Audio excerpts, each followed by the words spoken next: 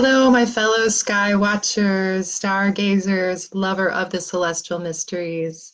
This is Tammy Brunk of Astrology for Earth Renewal, and I am just wanting to speak to the magic of the night sky here in August of 2019. I'll be doing other live videos to give a forecast for the month, just based on all of the alignments. But I just was struck by how much is happening in the night sky this month. It is phenomenal. So, I was just thinking about how there is so much noise. There's so much happening now in the world at large, and we all, we tend, those of us who are connected to the celestial mysteries, to the as above, so below mysteries, those of us who have a deep, deep love for the earth and sky, many of us are feeling pretty down these days when we get really caught into what's happening on the global stage. I know today I was reading an article about an indigenous leader in the Brazilian rainforest and who had just been assassinated. And what's happening in Brazil right now is truly devastating. So if anyone who's listening, if you want to turn your attention to that as well in terms of something to send prayers for and raise awareness of. There are groups in the Amazon right now, indigenous groups that are very much under pressure because of the current regime is really empowering and enabling gold mining and other extractive practices in their tribal forests and their reserves. So I was reading that today, and that's really in the front of my mind. But there are so many things that are happening right now that can be very disheartening. And so, it's my belief that it's important for each of us to find where we're called, where we can make a difference. Sometimes in small ways, sometimes in big ways. I might find that, for example, this morning I was just considering, there's so much that we in our communities are already doing to really create a new culture. And sometimes I find other people around me who are healers, who are those individuals who are really trying to live life in a good way, kind of outside of the usual framework. And sometimes they're really struggling. So I try to offer support in various ways. So in any case, there's much to turn our attention to in terms of being part of the kind of grounded healing support for the larger community that's grounding a new culture, a new way of being. And I do believe also that part of this has to do with us opening to a broader perspective and connecting in ways that truly open our hearts and open us up to perspectives and truths that are timeless, that are ageless.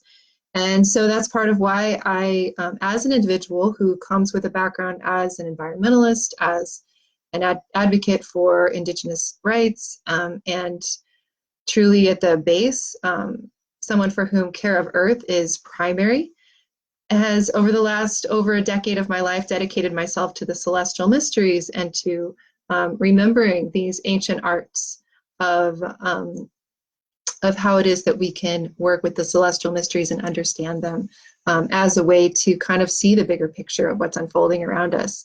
So I wanted to specifically just now speak to what's happening in the sky that we can connect with and visibly see, and also to bring forward that understanding that there are some things we can see and there are some things that are hidden, that are very potent, that are happening, and to also use that as just to remind us of that. What we see on the surface, what we see on the world stage is not the whole story. It's not the whole picture. There's a lot that's hidden that we cannot see.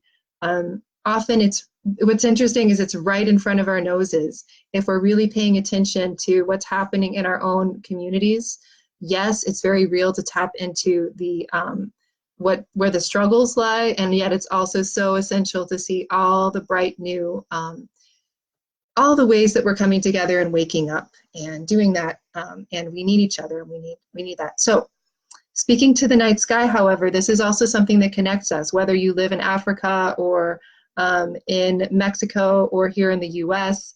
We are connected by the moon, by the stars, by the planets. So August is going to be a spectacular month.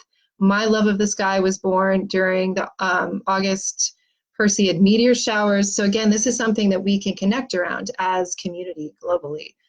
We can tune in, and I really do very much believe that when we tune in this way and we spend time with the stars, with the planets, the sun and the moon, really opening into insights and revelations and knowledge, ancient knowledge that can come through for us by doing that, then it also opens us to broader understandings that we can bring into whatever other facets of our lives we are wanting to heal, grow, change, transform. So I want to speak to, first of all, the sun and the moon, which are the new moon is going to be exact Wednesday evening. It's about 8:20 p.m. Pacific time.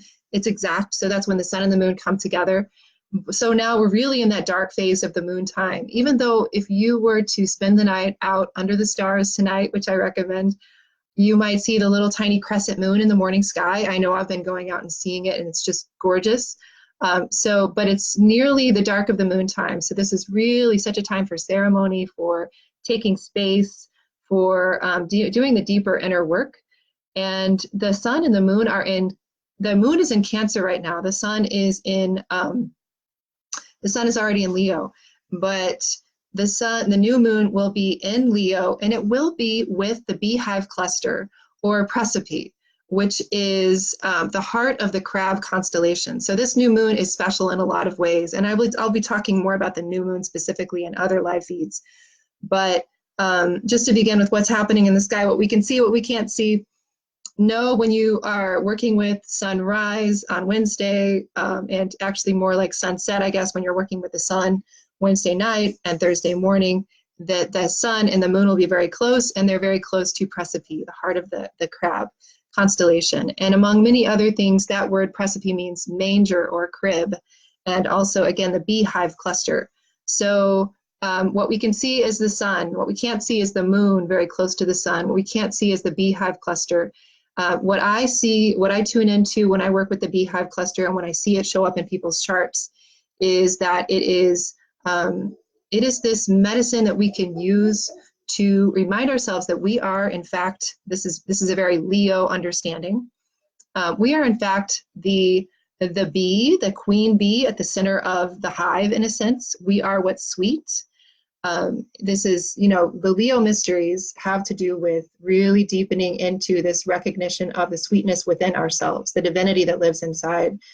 And so if we can see ourselves as the bee, we can see our own essence as the sweetness of life and really be in that. And then recognize that we have an imagine and a vision. I actually like to do this as an exercise about energetic boundaries, that it's as if we are then surrounded by this protective kind of boundary that is comprised of, again, you think about the bees in a beehive. That's one meditation I use to just say, the bees are very peaceful.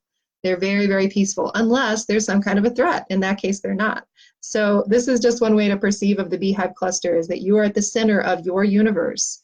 You be centered in that and the sweetness of who you are, and then allow yourself to be guided and protected by this kind of force field of bee medicine.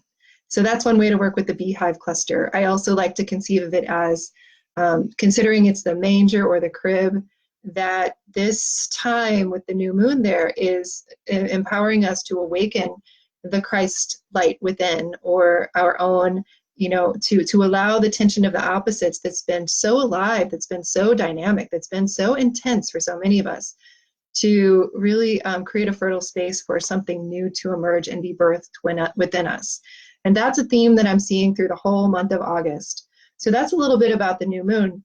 And I'm kind of focusing on what we can see in the sky. So that's the sun, what you can see, this beautiful summer sun here in the north, winter sun down in the south. And so then Mercury, at the time of the new moon, again on Wednesday, Mercury is going to be stationing. It's going to be stationing direct after 3 weeks, traveling retrograde from straddling the signs of Leo and Cancer. So it's possible that you could see it on the horizon in the morning sky. It's unlikely, but it's possible you could see Mercury in the morning sky as early as Wednesday, Thursday morning. But if you were to see that, you would see that it's actually aligned with Pollux, which is a star in the Twins constellation. So there are many very significant stars that are being aspected, beginning with that. Mercury, it emerges as it's stationing and direct and completing that portion of its cycle with Pollux, which is a very significant star in the sky. Then you have Venus and Mars, which again, now consider, I really highly recommend working with the sunrises and sunsets right now. And if you can, learn to practice sun gazing in a very safe way. This is something that you can research a little more. I would say the safest way to do it is to, as soon as possible after the sun rises or before it sets. Certainly within an hour, but more like within 15, 20 minutes. So it is possible for you to actually look at the sun for up to, I would say, 5 seconds, to be very, very careful.